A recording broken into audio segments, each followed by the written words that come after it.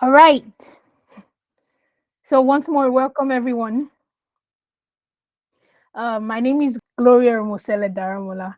Today we're going to be talking about something I think is very useful to each and every one of us, especially if you're a big dreamer, a global dreamer.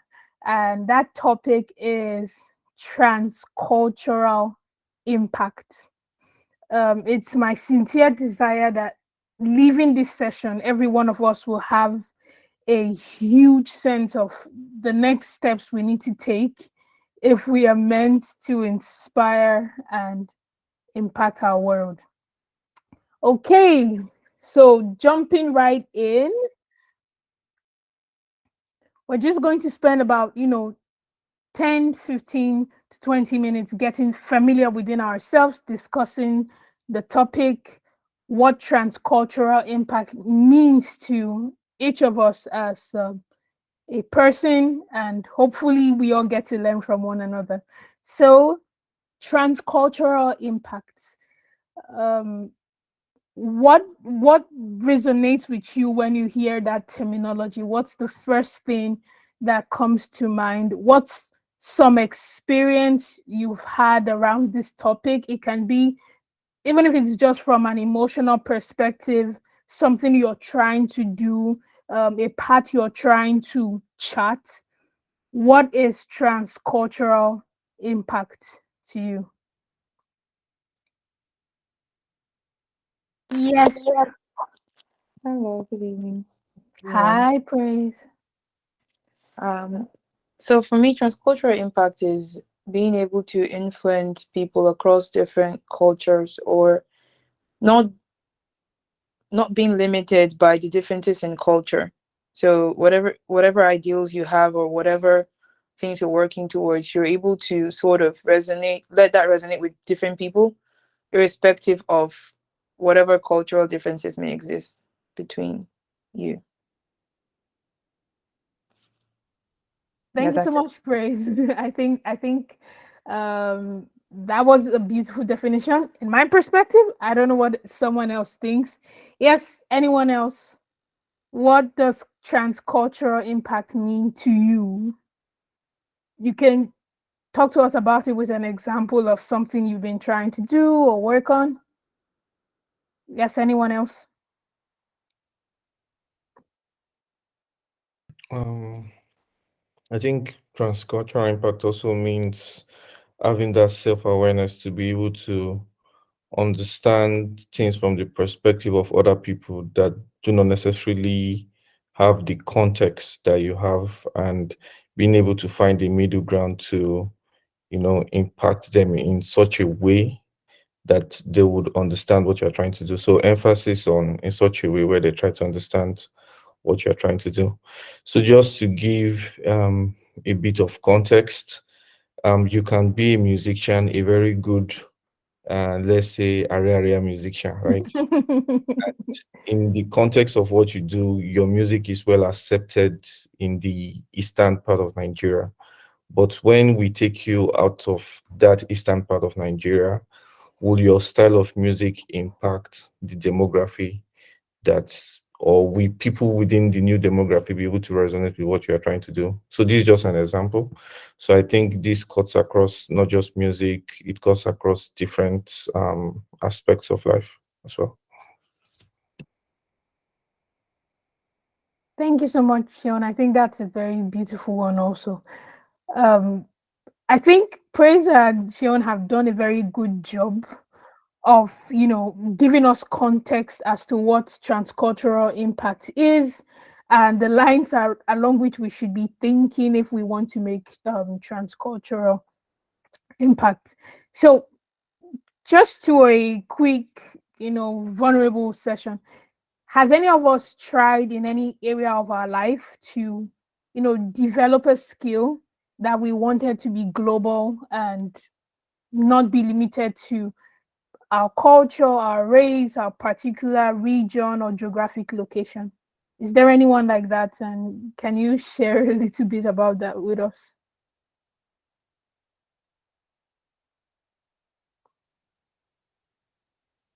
Yes. I don't want to believe we are all local champions. So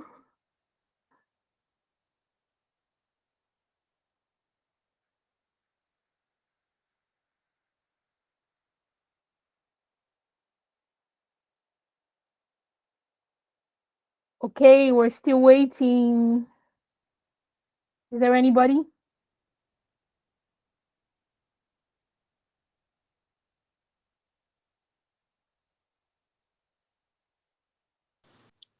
Okay, so let me give an example.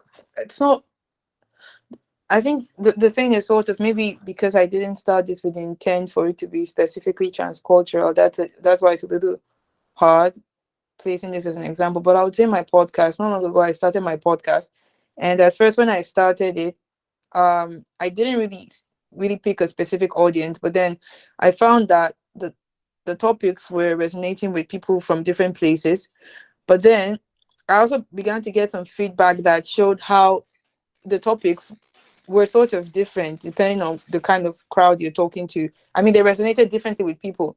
So for some people from one place, I see that, okay, this is, you're saying exactly the same thing, but depending on where they're from, people take it differently.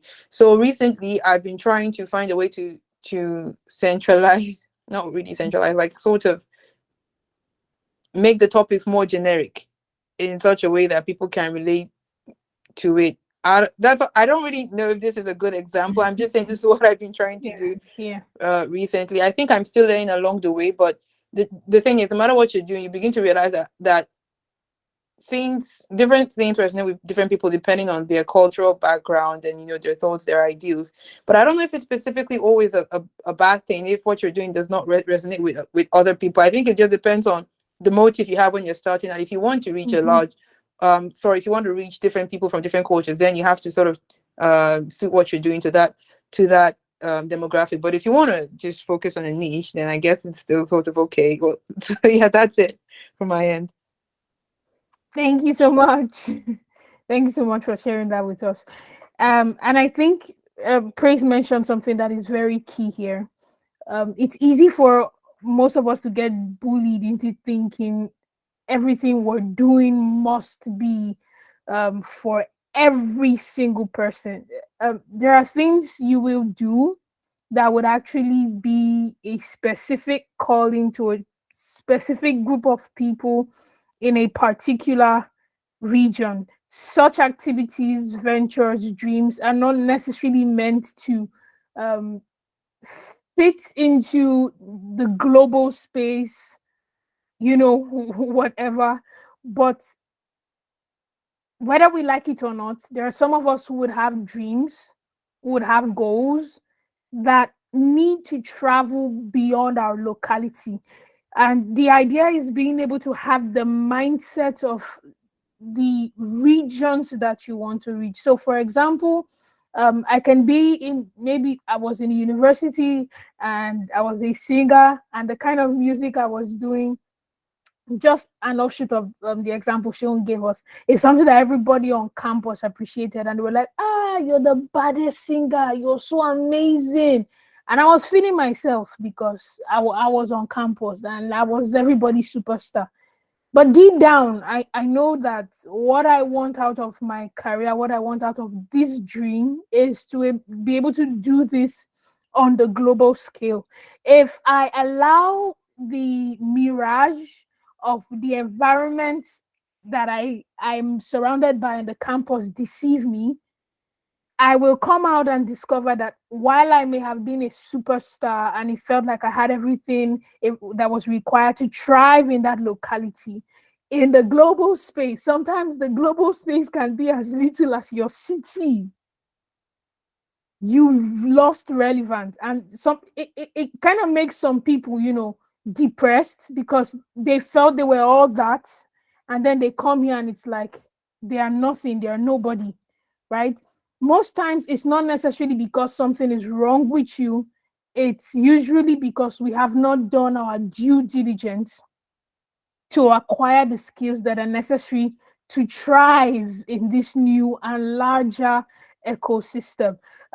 Small ecosystems can be very easy to dominate because the flex you need, the capacity you need might not be as much. But when you're going to diversify into other ecosystems, when you're going to reach people on a larger scale, if you want to reach people on a larger scale, there are certain things you have to begin to consider. For some of us, it will be as creatives. For some of us, it will be as teachers of the gospel who want to, you know, not just reach people in our local regions, but people all over the globe. For some of us, it would be as business individuals, we're starting businesses and we want these businesses to thrive outside of the shores of Nigeria. We don't feel we're called to sell to just, that small market in your locality. You would have to look beyond yourself and begin to study the skills that are necessary to thrive in the global space. So I'm thankful for all the points we've had so far. They are very beautiful.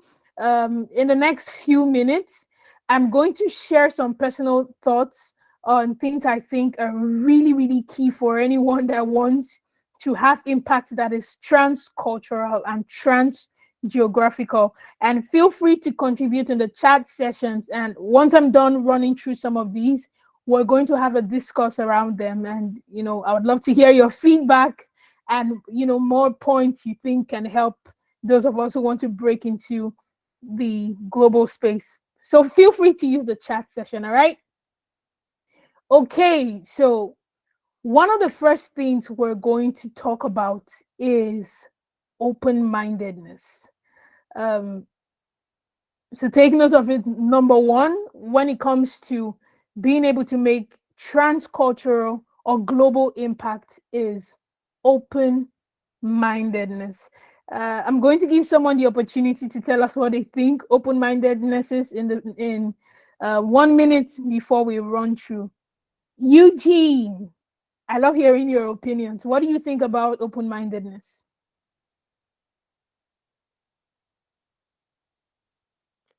Okay. So I think open-mindedness is more like being able to accommodate a different perspective than yours. Yeah, like almost like not necessarily resigning, but um, I think it's just what it is, right? Like opening up to accept a different perspective that might be different than yours. Hmm. Thank you so much, Eugene. I think that was succinctly put. Open-mindedness is your ability to open up your mind to perspectives that are different from yours. And it sounds like such an easy thing to say, but many of us are very, very guilty of being closed minded. And what that does to us is that it makes it difficult for us to empathize with the situations of other people, or even if we're going to share certain ideologies with them, it makes it difficult for us to come to them from a place of understanding or share our perspectives with them from the level ground of understanding.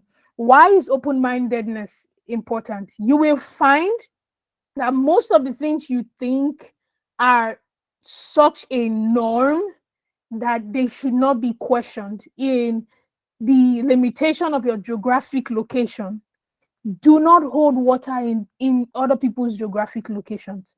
Now, we should not confuse open-mindedness for being us throwing away our beliefs. Open-mindedness is not equated to throwing away your beliefs or not believing in what you know or what you stand by. It is the ability to empathize and understand the place other people are coming from. Because whether you like it or not, open-mindedness works in two ways. When you step out of your comfort zone, you will discover that sometimes by just being logical, taking yourself and your past experiences out of the equation and actually opening up yourself to learning new things, you might grow above certain schools of thoughts or ideologies you held.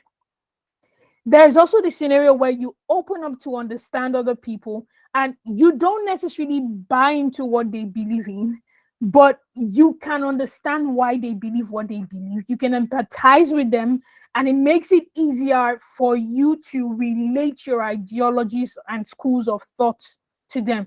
If we're going to make impact in regions that transcend what we are used to, people who have ideologies that are different from what we're used to, we must first of all be willing to understand them. You cannot approach any person and make impact or change in their vicinity if you are not opening to understanding the experiences that have sponsored their ideologies. So one of the major things that any one of us that wants to make global impact must be willing to do is be open-minded. And that takes us to what I think is the second main point, which is exposure.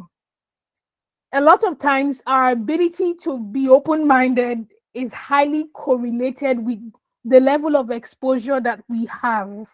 So what exposure does for you is that it gives you a glimpse into other lifestyles, perspectives, schools of thoughts, and it makes you an all-round better person. It makes you more creative. It makes you able to make content, develop ideas that relate to other regions, other people, other geographical locations. You have individuals who have never been to the US, but they understand the governmental system that runs in the US. Why? Because you've been exposed to books, you've been exposed to materials, you've been exposed to videos. And while you may not be physically present in these regions, you understand how a lot of activities that happen in these regions run. Someone shared a story with me, how he joined a company here in Germany. And one of the staffs was complaining, and he said, when you joined, I found it very difficult to and follow your accent. And he told him, he said, the same thing also happened when we had an Indian employee join us. For the first few weeks, I honestly couldn't understand anything he was saying. It was so hard for me to follow. But after some months of constantly communicating with you and communicating with the Indian guy, I discovered it was easier for me to hear what you were saying, understand, and follow. And then he asked the guy a simple question. He said, have you ever seen any Nigerian movies? Have you ever seen, Nigerian content? And the guy said, no. He said, well, for me, it's easy for me to follow your accent. Like, I have never lived here before, but I can follow your accent. I listen to someone from Britain talking. I can hear what they're saying. I listen to someone from the US talking. I can hear what they're saying. I listen to someone from India talking, and I can hear what they're saying. Why? Because I have spent most of my life consuming their content. So even though I was born, brought up, raised in Nigeria, and I've lived there all my life, my exposure to the content of people in the US, my exposure to the content of people in the UK and India means I can hear what they're saying. I can not only hear what they're saying, I also have insight into certain nuances about your culture. But you have no insight into mine. So in fact, that level of exposure, being from an African country and growing up around all this wealth of foreign influence means I know so much about you and you know nothing about me.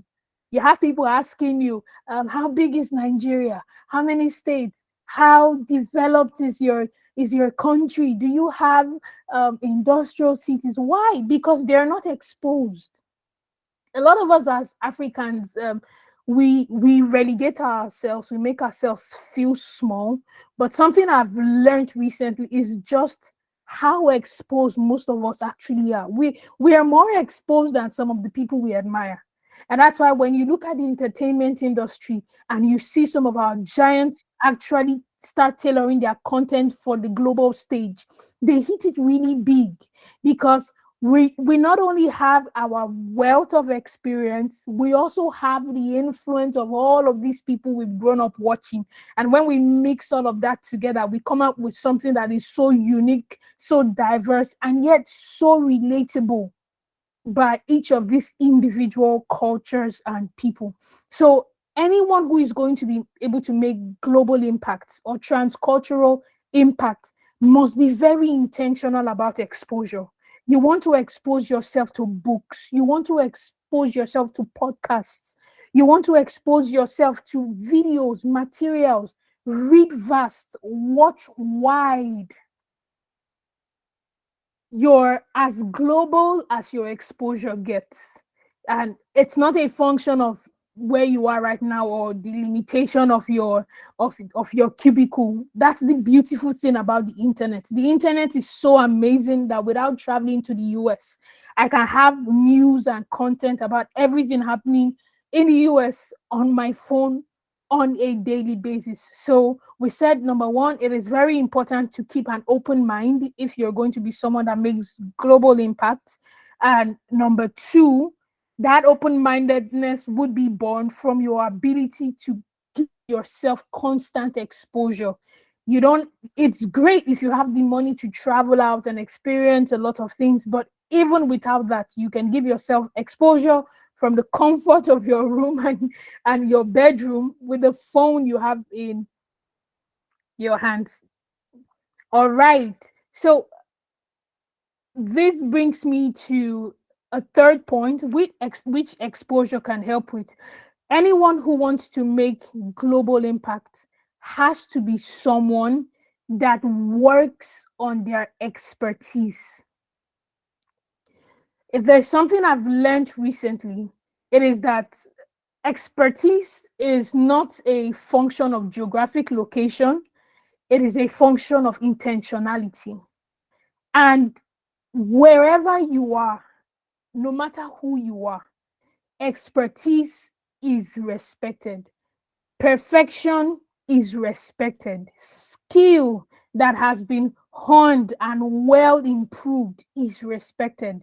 A great singer in Nigeria, if you practice and you improve on yourself, will be a great singer anywhere in the world. Working on your craft sets you before kings wherever you go. I've had certain experiences here that after moving to Germany that actually humbled me, especially in the area of my singing, right?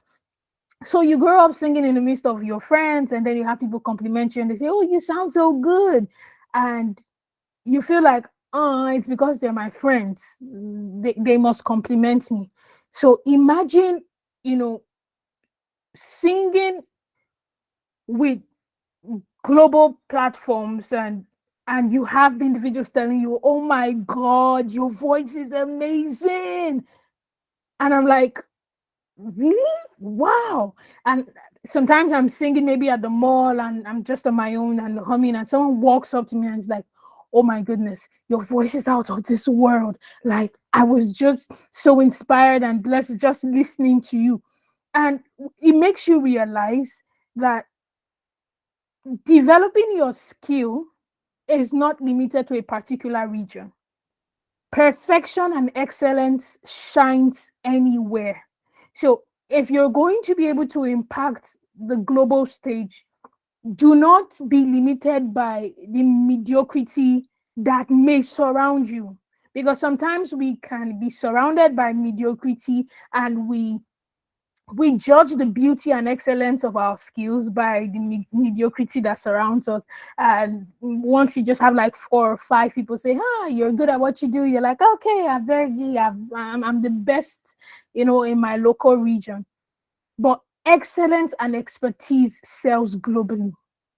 So what you want to ask yourself is, to what level can I develop my skill that if people in this field from all over the world come into the same room, my skill will still stand out. And it's not about losing your uniqueness. No, it's about growing that skill to a place where even on the global stage, your skill still makes sense. So if I'm a public speaker, if I'm a trader, if I'm a real estate agent, to what extent can I improve my skills such that in a room where the global players in my industry are gathered, my skill still makes sense. My skill is still considered expertise. I can still stand my ground and say I am an authority at what I do. Every single individual who is going to make global impact must grow above mediocrity. You cannot allow the standards that define excellence be just the standards in your vicinity. For some of us, the standards in our vicinity are amazing, but you have to subject those standards to testing. So come out of your comfort zone and put your skill on platforms that are beyond your limits. Test your skill on platforms where other global players can also compete with it.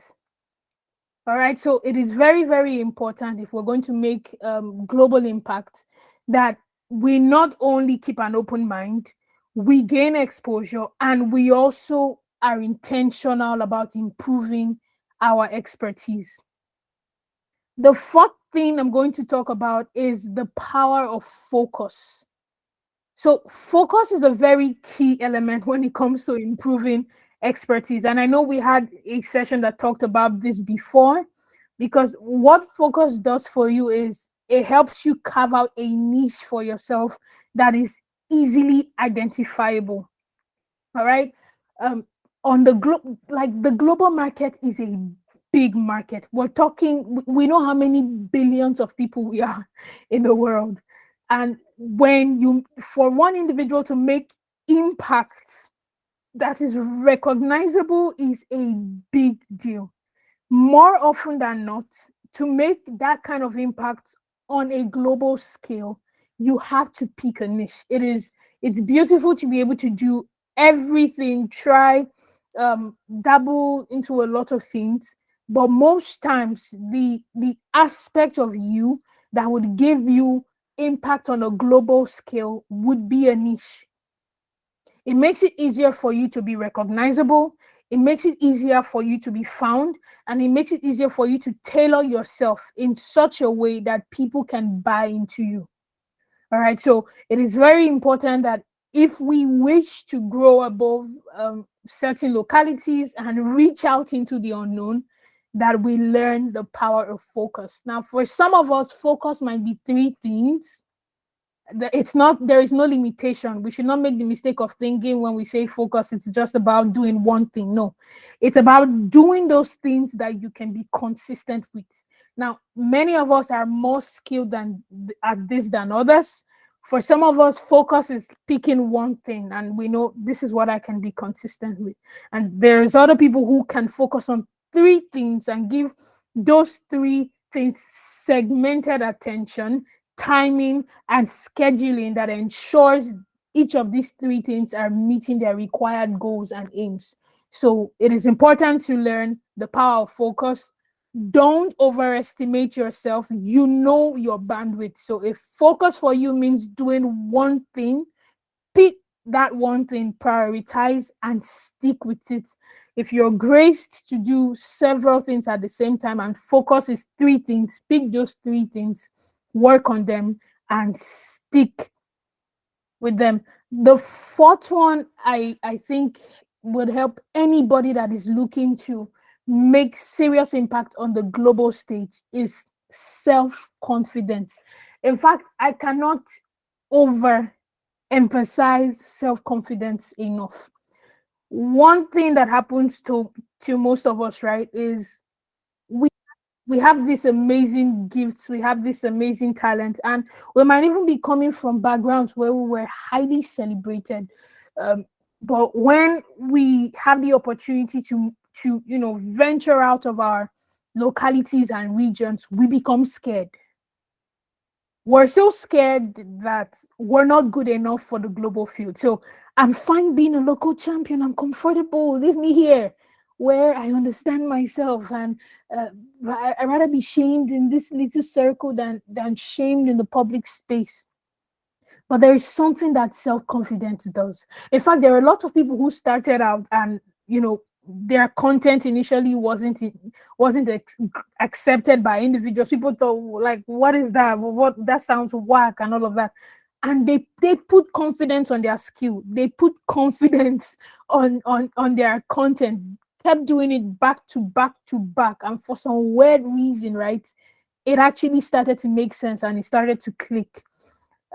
For most of us who are forgive me for using a lot of music examples. I love music a lot, as anyone who knows me very well is familiar with.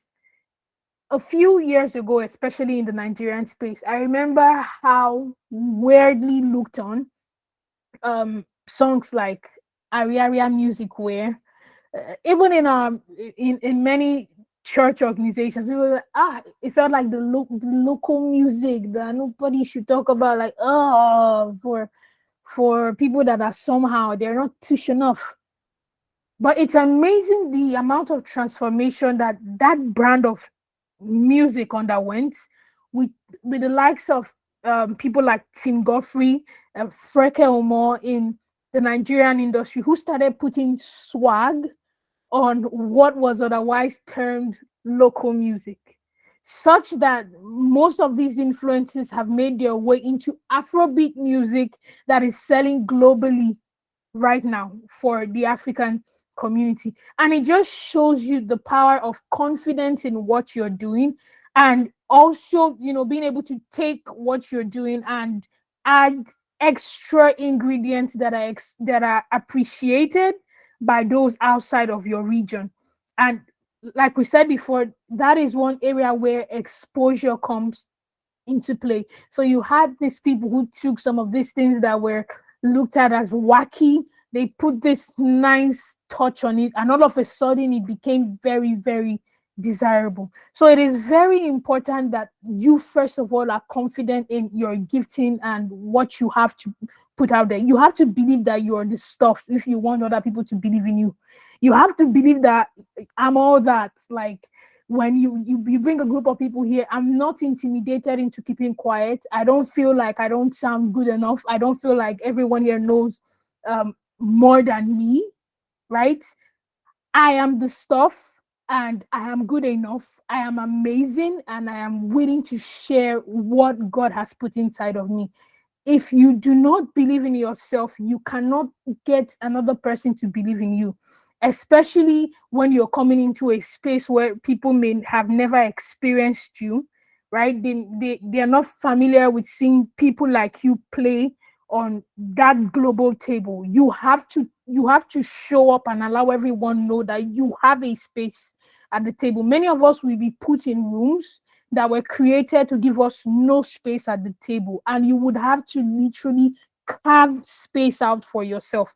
You would have to sell yourself into the heart of people, get people to believe that you are worth it, and nobody will do that for you. Nobody loves you enough to make room for you at the table. Sometimes you have to literally make that room for yourself, and you cannot make that room for yourself if you are not confident in your own abilities. So there is a major place that self-confidence plays for any one of us that will make global impact. I had a very beautiful experience at work recently. So we had this meeting with top management from Audi. So, like, I grew up in Nigeria, very proud of, Audi's like that far car brand we all talk about. And I'm like, dear Lord, I'm actually in this room, and I'm supposed to come and give like a 2 minutes talk, right? We were having a review meeting, and there's a part of me that is saying, what are you going to say? What if you mess this up? What if these people think, you sound so well? Oh my goodness. And I put myself together. I'm like, what's that? Please, you've been talking to people for years. What are they? They're human beings, right? And, I got up and I gave this talk, and I was shocked to see the response. Someone walked out to me and was like, I love your energy and your confidence. I love how you speak. And that day I left there with a bigger impression of myself. I realized the only person that could have put myself down was me. Imagine in that moment if I had, had curled up into myself, I had refused to take the center stage and speak because I was scared I wasn't good enough or meant for this gathering. I would have crippled my own ability to make my name in that room by my own self because of my lack of self-esteem and believe in the gifting that God has given me. So self-confidence is a big deal. Nobody will do it for you. Sometimes you have to do it for yourself. The next thing I'm going to talk about that I feel is very necessary is the ability to be unique. So while you're going to be self-confident, while you're going to, try your best to be exposed and learn a lot about other people and be open-minded, you don't want to lose your uniqueness. It is very important that when there is a crowd, there is something that is distinguishing about you. There's something that makes the difference, that when we look at 20 people in the room, there is a reason why we can single you out. You have to be unique. Don't lose your uniqueness trying to blend into what best suits everything that is out there. It's fine to pivot your ideas to add spice, add skill, add a lot of things to it, but do not lose your uniqueness. There has to be something about you that leaves an impression when you're not in the room. There has to be something about you that stands out. If you try to fit into the status quo, you're going to be like everybody else. Nothing about you stands out. Nothing about you is unique.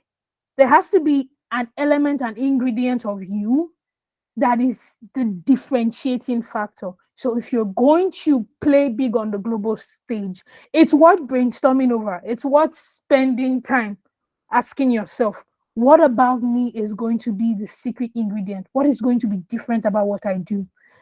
100 people are doing the same thing. So what is different about me?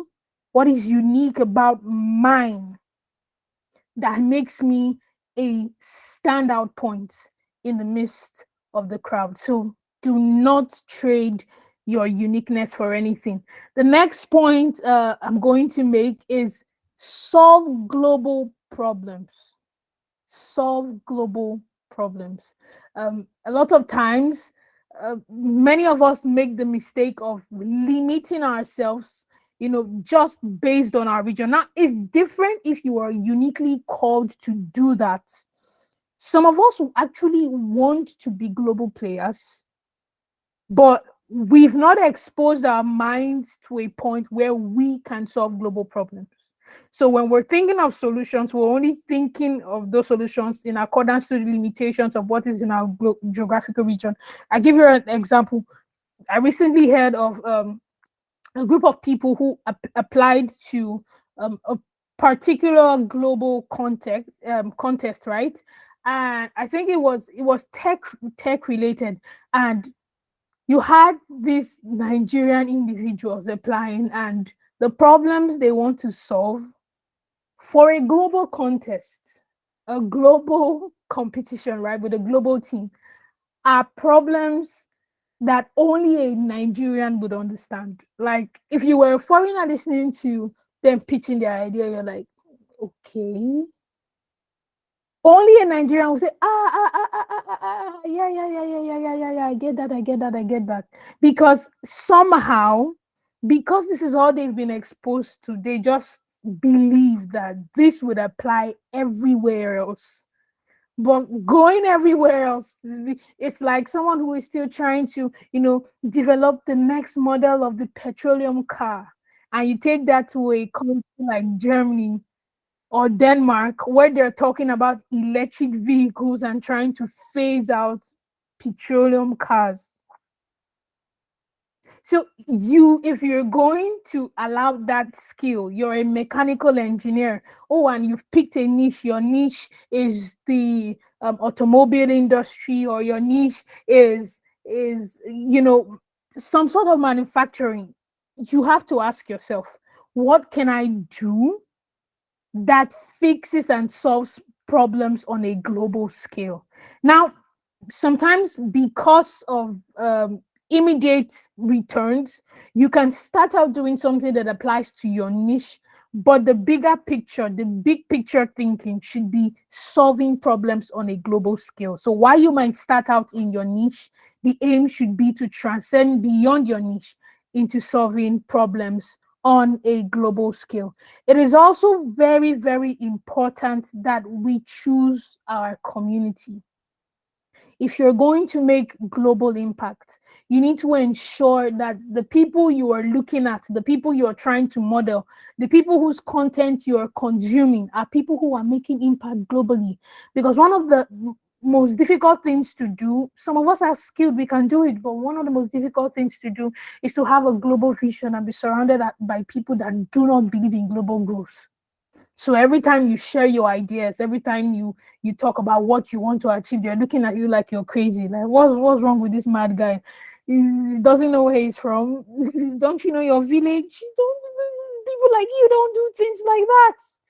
When you're surrounded with such people, they kill your morale. They kill your sense of esteem. They reduce your sense of worth.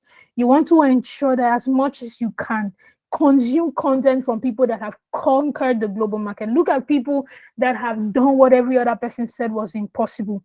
Ask yourself what were some of the tricks they had to apply, what were some of the things they had to do. Now, you may not necessarily model everything they have done, but sometimes by just observing this sort of individuals, you learn to close certain gaps. You find out areas that you need to improve on, areas where you need to learn and grow.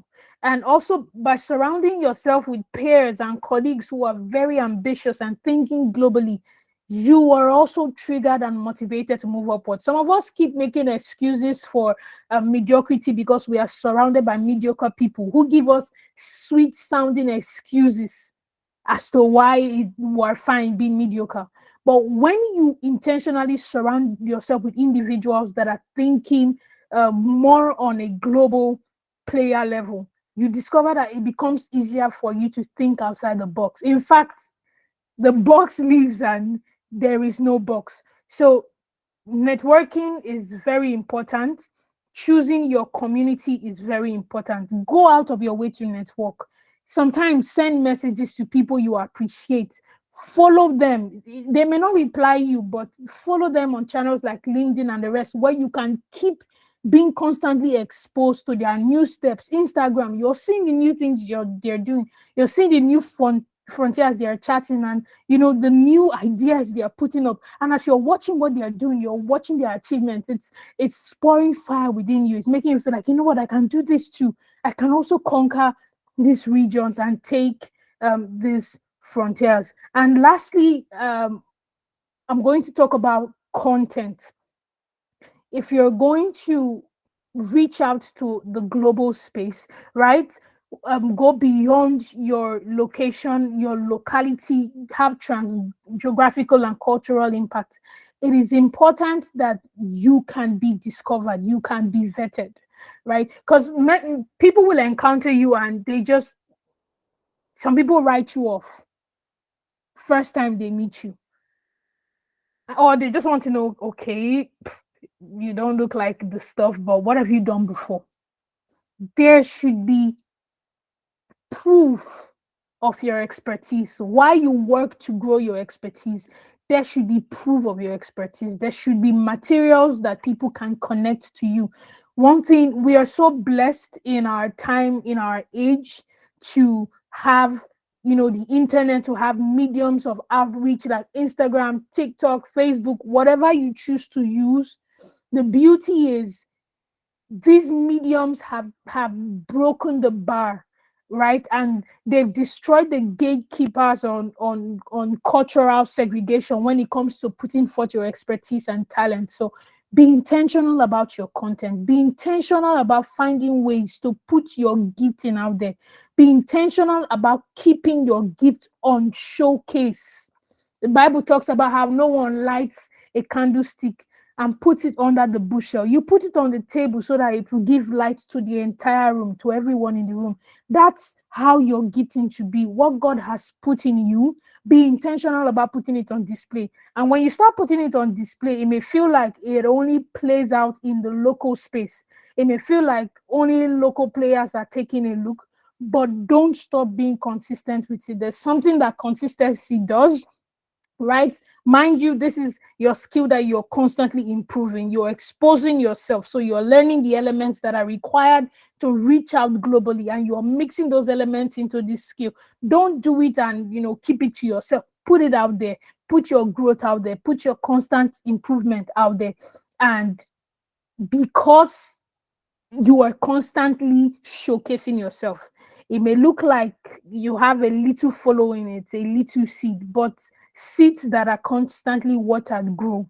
Give it time, give it consistency, and by God's grace, right, that gifting, that calling that feels like it's so limited right now will begin to make its way to the global space. All right, I think on my end, those were some of the few things I don't know if there were a few that I wanted to share on things I think that we can do that help us make transcultural impact. I don't know if anyone has something else to add, something else to say or contribute to that. Yeah, I think I have one thing to say. I think what I want to say is it's important to go for knowledge. And I'm going to share an example from something we've talked about before. So Sunday Adelaja was sharing his testimony. He was a pastor in Ukraine. He was a student pastor. And he was saying how that for 4 years plus, he only had Black people in his church community in the Ukraine. And so after like 4 years plus, he was really frustrated that how will I be doing this for this amount of years? And I only have Black people come into my circle. So he did some research, did some prayers. Then he went to his church board and he said, you know what, we need to change the way we do a lot of things. He said a lot of people fought him, and so he left the church. So these were some of the things he did. He took his time to learn the culture. He also took his time to learn the language. Now, he said for 4 years plus, where he made some changes, right? So let's say within the 4 year period, they used to do African kind of music. African music is really, really heavy on drums and dancing. But when he took his time to study the culture, he saw that European music was more of making use of strings and guitars. So when he was going to start a new church, he said, you know what, we're going to stop all of the drumming.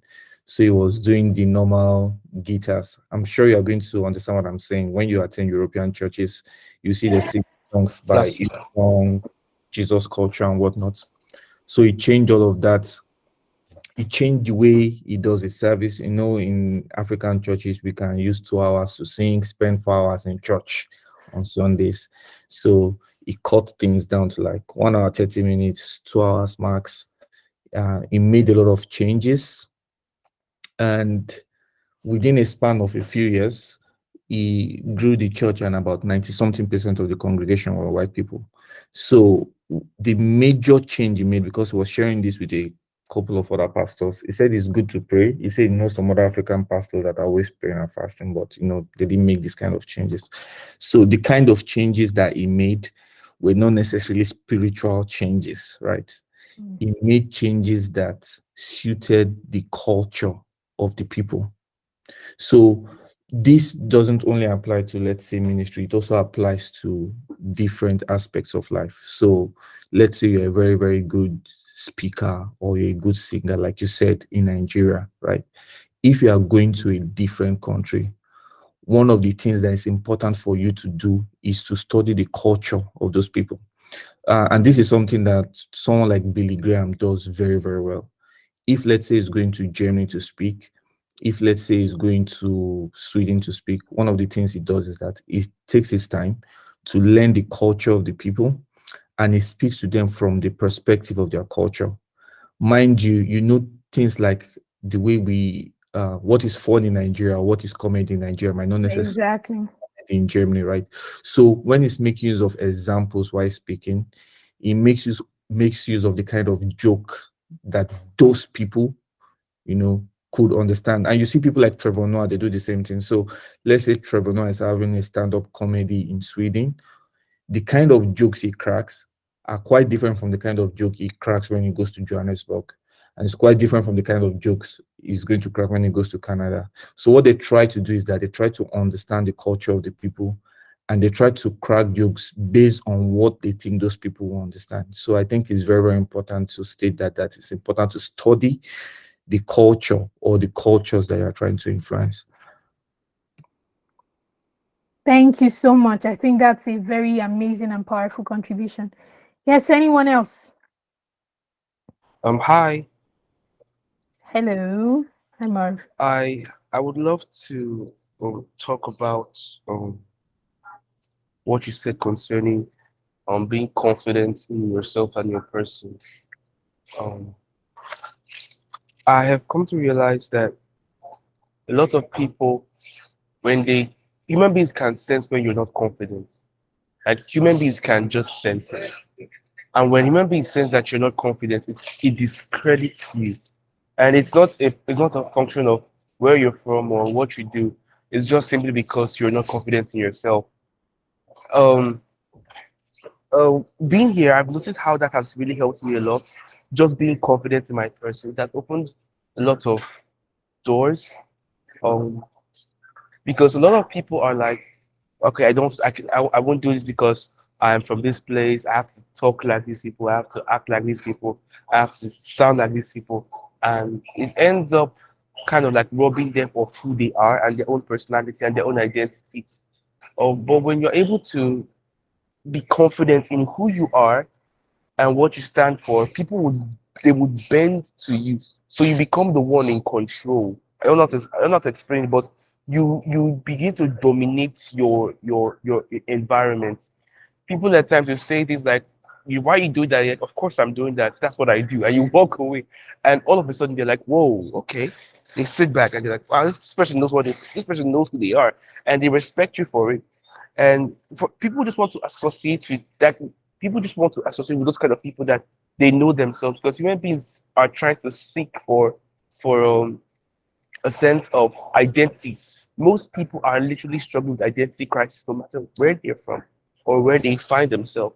So when they find someone that has that confidence, it is like it is a global thing, and that's why I buy into what you said about how confidence is a global skill, because everyone wants to feel that security in themselves, and when they find that person, it does not matter where they're from, they buy into it.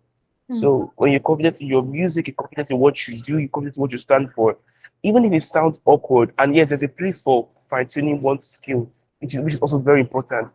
But once you keep on doing something with confidence, people will naturally begin to fall in line. I've heard the most jacked up ideologies, but people are following them because they're confident in themselves. Yeah. And they're like, wow, I love what he said. I'm like, what did he say? He's, he said, but because they're confident, people bind them. And funny enough, you too, you begin to bind them because you start seeing that people are buying into this person. So Yeah. it's just it's something that's very important for anyone to thrive. I have a friend in the UK, because when I came to the US, he went to the UK, and I called him and was like, how you doing, bro? Yeah, yeah. Uh, I I was like, bro, it's been 2 months. He said, when you with the Romans, to behave like the Romans. I love the guy, but it's just I just had to remind you, like, bro, yeah, I get this, but just so that your identity matters, who you are, your accent, everything about your background, it matters a lot. And I come here and people are like, I love the way you speak, and I feel that most people even want to have that sense of, because a lot of times I know I've admired a lot of Black Americans, Yeah. Yeah. but I came here and I found out that most of these people admire Africans, and they want to have a culture. I'm telling you, my respect for African culture has doubled, tripled even, because when you have that sense of identity, it gives you a sense of pride. And most of the insecurities we have, it's all in our head.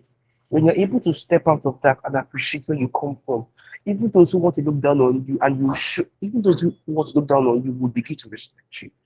Yeah. So they want to make a comment and like, of course, this is where I Yeah. come from. Yeah.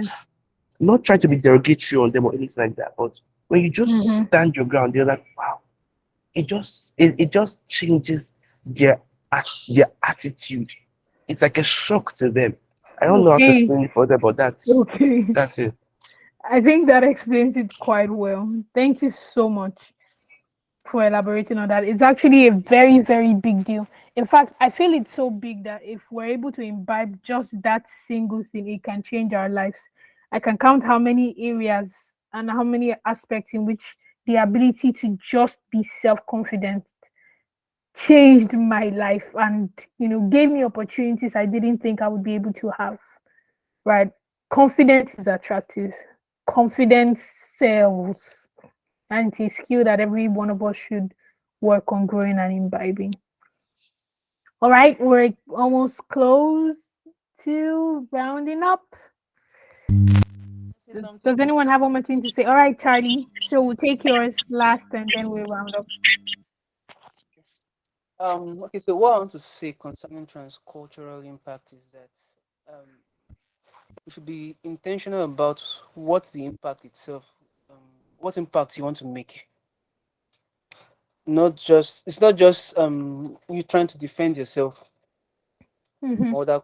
So because there's a very huge likelihood that when you enter into a new place where you are the minority, you feel that need to want to I don't know, defend yourself for lack of better words. Yeah. You're just to bring out your identity. All right. And sometimes the intention may be sincere, but actually wrong. Mm. Actually wrong.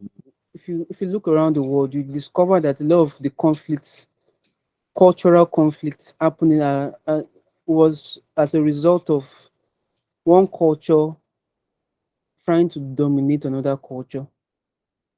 So if you go somewhere, for instance, like when I went to Kebbi State during my youth service, it's a Muslim and majorly an Hausa environment, all right? And not all that, all right? I could decide that, oh, this is who I am. I'm bold and proud about it. And one of the reactions you get is that you get a resistance from some people. It's very natural to get a resistance from some people. That's why I say you should be deliberate about what the impact is.